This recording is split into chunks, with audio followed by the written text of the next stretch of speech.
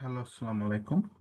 আজকে আমরা আমাদের আমাদের ভিডিওতে দেখব কিভাবে আমরা এসপিএসএস এ রিগ্রেশন অ্যানালাইসিস করতে পারি। আমরা আসলে লিনিয়ার রিগ্রেশন সম্পর্কে দেখব। প্রথমে আমরা সিম্পল লিনিয়ার রিগ্রেশন দেখব, সেটার আমরা বিভিন্ন প্যারামিটার গুলোকে কিভাবে ইন্টারপ্রেট করব সেটা দেখব, এবং তারপর আমরা একটা মাল্টিপল লিনিয়ার রিগ্রেশন কিন্তু আমরা দেখব। সো আমাদের প্রথমে যেটা ছিল যে আগের কোনো যদি আমাদের আর কি আউটপুট ফাইল থেকে আমরা আউটপুট ফাইলটাকে ডিলিট করে ফেললাম, আমরা একটা নতুন আউটপুট ফাইলে আমাদের ফলাফলগুলো দেখতে চাই। এখন আমরা রিগ্রেশন, এই ডেটাটা আসলে একটা কমপ্লিট ডেটা, এটা সম্পূর্ণভাবে কমপ্লিট করা আছে, ক্লিনিং করা আছে। আহ, তো আমরা এই বাটনে এখানে দেখতে পারি জেন্ডার মেল মেল ফিমেল দেওয়া আছে, কিন্তু এগুলার সাথে আসলে একটা করে ভ্যালু অ্যাসাইন করা আছে। আমরা কিন্তু রিগ্রেশনে কিন্তু আসলে কোনো নমিনাল ভ্যালু ভ্যালু নিয়ে কাজ করতে পারে না। এই জন্য সবসময় ডামি ভেরিয়েবল কিন্তু ক্রিয়েট করতে হয়। যেমন এখানে আমরা ভ্যালু দিয়েছি, আমরা এই ভেরিয়েবল ভিউতে দেখতে দেখতে পারি যে জেন্ডারের জন্য আমাদের ভ্যালু দেওয়া আছে 0 ফর ফিমেল 1 ফর মেল। একই একইভাবে পার্টিসিপেট ক্লাবসে দেওয়া আছে value 0 for no and 1 for yes. এভাবে ভ্যালু অ্যাসাইন করতে হয়। এবং এখন আমরা তাহলে রিগ্রেশন মডেল ফিট করতে পারি। আমরা প্রথমে চিন্তা করি যে কোনটাকে ডিপেন্ডেন্ট হিসেবে নিব, কোনটাকে ইন্ডিপেন্ডেন্ট হিসেবে নিব।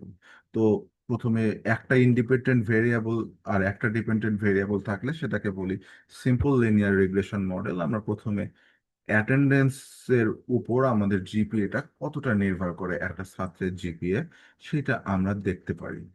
তো আমরা এখন অ্যানালাইজে যাব, তারপর এখানে রিগ্রেশন যে অপশনটা আছে সেখানে চলে যাব, এবং সিম্পল লিনিয়ার রিগ্রেশন যেহেতু একটা লিনিয়ার মডেল, আমরা লিনিয়ারে ক্লিক করলাম, এবং আমরা এগুলোকে আমরা আগে দেওয়া ছিল, আমরা এগুলোকে সরাই ফেলি।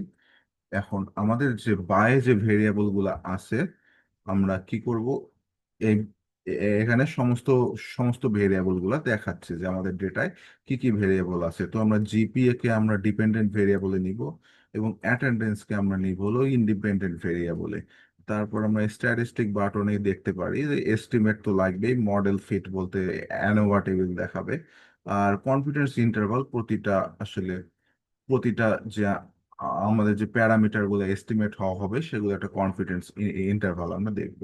তারপর আমরা কিন্তু ওকে চাপবো। ওকে ওকে চাপলে আমাদের আউটপুট উইন্ডোতে রিগ্রেশনের একটা অ্যানালাইসিস রেজাল্ট আসবে। এখানে আমরা এই প্রথমটার দরকার নাই, মডেল সামারি এখানে দেখতে পারি আমাদের আর স্কোয়ার ভ্যালু।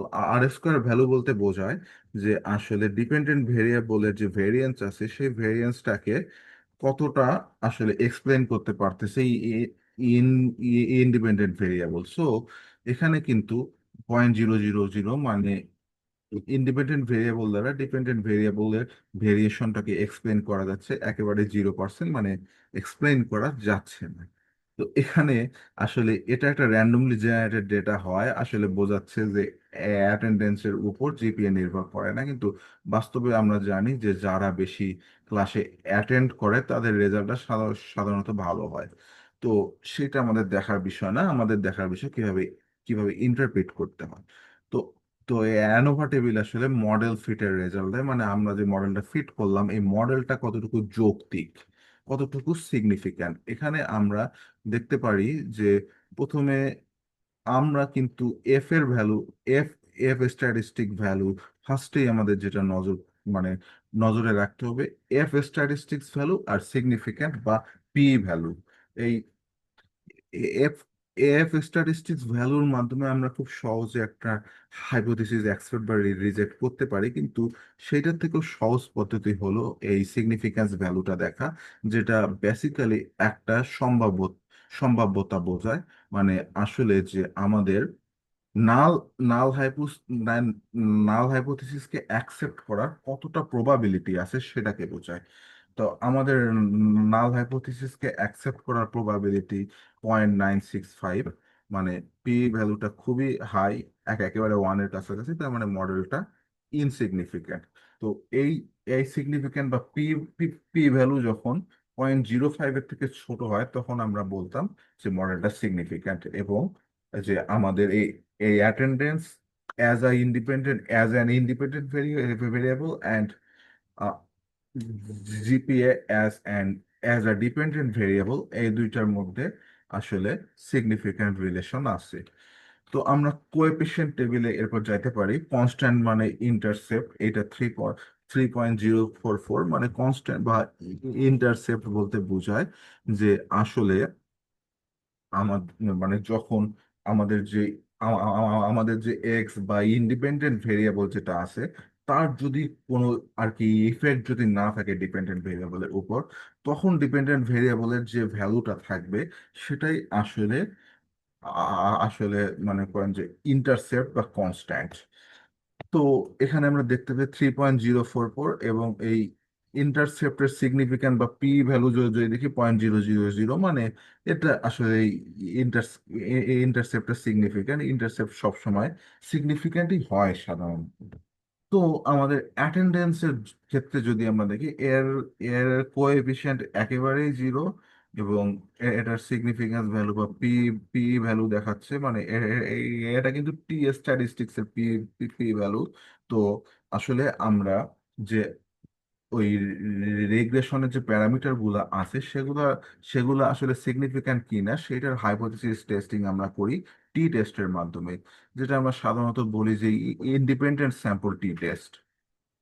তো এখানে 0.965, মানে এটাই ইনসিগনিফিক্যান্ট। আর আমরা এমনিতে আসলে কোএফিসিয়েন্ট দেখেই বুঝতে পারতেছি আসলে কোনো ইফেক্ট নাই অ্যাটেন্ডেন্স, আসলে যে একজন ছাত্রের রেজাল্টের উপর কোনো ইফেক্ট রাখে না। মানে আমাদের ডেটা বলতেছে এটা।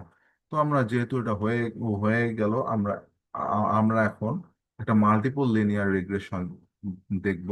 রিগ্রেশনে যাব, লিনিয়ারে যাব। তো আমরা অ্যাটেন্ডেন্সকে নিছি, আওয়ার্স স্টাডিড উইকলি এটাকে নিলাম, এবং আমরা একটা ক্যাটাগরিক্যাল ভেরিয়েবল নিব, সেটা হলো জেন্ডার। তো এখন আমাদের এটা আমরা ওকে করলাম, এবং এবার কিন্তু আমাদের রেজাল্ট চলে এসেছে। এবং এবারও আমাদের আর স্কোয়ার ভ্যালু 0.0.0, মানে আমাদের আরো যে আমরা দুইটা ইন্ডিপেন্ডেন্ট ভেরিয়েবল নিলাম, সেটা দিয়েও আসলে আমাদের মডেলে কোনো ডেভেলপ হয়নি। এবং অ্যানোভা টেস্ট বলতেছে পি ভ্যালু হলো 0.989, মানে মডেলটা আমাদের ইনসিগনিফিক্যান্ট। অ্যানোভা তো বললো, তারপর কোএফিসিয়েন্ট টেবিলে আমরা আবারও কনস্ট্যান্টকে দেখতে পারতেছি শুধুমাত্র সিগনিফিক্যান্ট, বাকিগুলো একটাও সিগনিফিক্যান্ট না, এবং এর কোএফিসিয়েন্ট গুলা অলমোস্ট জিরো। এবং এই পি ভ্যালুর মাধ্যমে আমরা দেখতে পারি তারা কেউ সিগনিফিক্যান্ট না। তো coefficient almost zero, it's okay, but আমরা একটা ইন্টারপ্রিটেশন জানতে পারি। তো এখানে আওয়ার্স স্টাডিড উইকলি এখানে বলতেছে -0.002। তো -0.002 মানে বোঝাচ্ছে যে আমাদের একজন একজন ছাত্র সাপোজ সপ্তাহে আসলে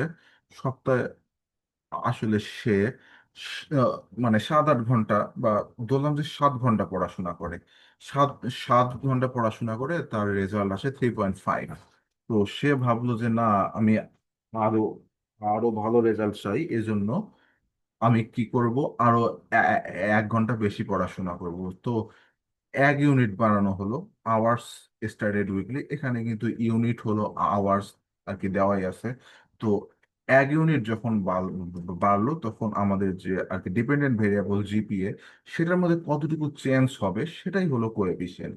তো এখানে বলতেছে জিপিএ এর মধ্যে চেঞ্জ হবে -0.002, মানে আমাদের ডেটা অ্যাকচুয়ালি বলতেছে যে সে যদি 1 ঘন্টা বেশি পড়াশোনা করে, তাহলে মানে তার যে জিপিএ সেটা কমে যাবে 0.002 পরিমাণ। আসলে 3.5 ছিল স্যার, 3.50 থেকে তার এখন রেজাল্ট হবে 3.498, যেটা বাস্তবসম্মত না, কিন্তু আমাদের ডেটা এইটাই বলতেছে। তার মানে এটা যদি হয়, আমরা আমরা আরেকটা সিনারিও কল্পনা করি যে আমাদের মডেল বলল যে 1 ঘন্টা পড়াশোনা বাড়ালে, তাহলে কোএফিসিয়েন্ট সাপোজ আমাদের আওয়ার্স স্টাডিড উইকলি, এটার কোএফিসিয়েন্ট আছে আছে হলো 0.20। তাহলে কি বোঝাচ্ছে, একটা ছাত্র যদি সাত 7 ঘন্টা থেকে বাড়ায় 1 ঘন্টা বাড়ায় 8 ঘন্টা পড়াশোনা করে, তার যদি জিপিএ সাপোজ হয় 3.5, তাহলে 0.20 পরিমাণ বাড়বে, তাহলে তার আর কি জিপিএ হবে 3.70। তো এটা যে বাড়বে, এখন প্রতিটা ছাত্র যদি 1 ঘন্টা করে পড়াশোনা করে, মানে কি বলে, 1 ঘন্টা করে যদি বেশি পড়াশোনা করে, তাহলে সবার কি মানে একদম এক্স্যাক্টলি সেম 0.20 বাড়বে? কখনোই সম্ভব না, বিভিন্ন জনের বিভিন্ন অ্যামাউন্ট বাড়বে। তাহলে 0.20টা কি? 0.20টা হলো গড়। মানে প্রতিটা ছাত্র যদি, মানে সাপোজ সাপোজ ধরলাম অনেকগুলা ছাত্র, 100 জন ছাত্র সবাই 1 ঘন্টা করে বেশি পড়াশোনা করা শুরু করলো, তাহলে তাদের সেমিস্টারের জিপিএ গড়ে বাড়বে 0.20। এটাই আসলে মডেল বলে। তো আমাদের জেন্ডারের ক্ষেত্রেও কিন্তু এখানে আসলে দেখাচ্ছে 0.004। এখানে কি বোঝাচ্ছে আসলে? এখানে বোঝাচ্ছে যখন কিন্তু জেন্ডারের value 0 for female 1 for male, তার মানে 0 ফর ফিমেল। তো আমরা যদি কোএফিসিয়েন্টের সাথে 0 লিখি, তাহলে কোএফিসিয়েন্টটা কিন্তু 0 হয়ে যায়। তার মানে হলো, মানে ফিমেলটা হলো আমাদের বেজ লেভেল, মানে কোএফিসিয়েন্ট ছাড়া, মানে জেন্ডারের কোএফিসিয়েন্টটাকে যদি আমরা বাদ দিই, তাহলে বাকি যেই আসলে মানে বাকি মডেলগুলো আমার এই যে intercept plus attendance with the coefficient plus hours studied weekly with the coefficient, এই তিনটা যোগ করলে কিন্তু পাওয়া যাবে আমাদের আমাদের হলো একটা মেয়ের আসলে যেটা জিপিএ। তো এখন যদি মেয়ের জায়গায় আমরা আমরা যদি ছেলে বসাই, তাহলে এখানে জেন্ডারের কোএফিসিয়েন্ট আছে 0.004, এবং মেলের জন্য কিন্তু 1 বসবে। তো এটা যদি 0.004 এর সাথে 1 গুণ দিলে 0.004 আসবে। তার মানে বোঝাচ্ছে যে ওই মানে আদার্স ভেরিয়েবল গুলো যদি আর কি সেম সেম থাকে বা কনস্ট্যান্ট থাকে, কোনো চেঞ্জ না হয়, তাহলে মেয়ের যে সিজিপিএ বা জিপিএ পাওয়া যাবে, একজন ছেলের জিপিএ পাওয়া যাবে 0.004 বেশি। মানে মেয়ের জিপিএ যদি হয় পয়েন্ট 3.5, তাহলে ছেলের জিপিএ হবে ওই একই অ্যাট্রিবিউট গুলোর জন্য 3.504, এতটুকু বাড়বে। সো এইটা গেল আমাদের যে সিম্পল লিনিয়ার রিগ্রেশন আর মাল্টিপল লিনিয়ার রিগ্রেশনের একটা কমপ্লিট ইন্টারপ্রিটেশন। এবং আজকে এ পর্যন্তই। আল্লাহ হাফেজ।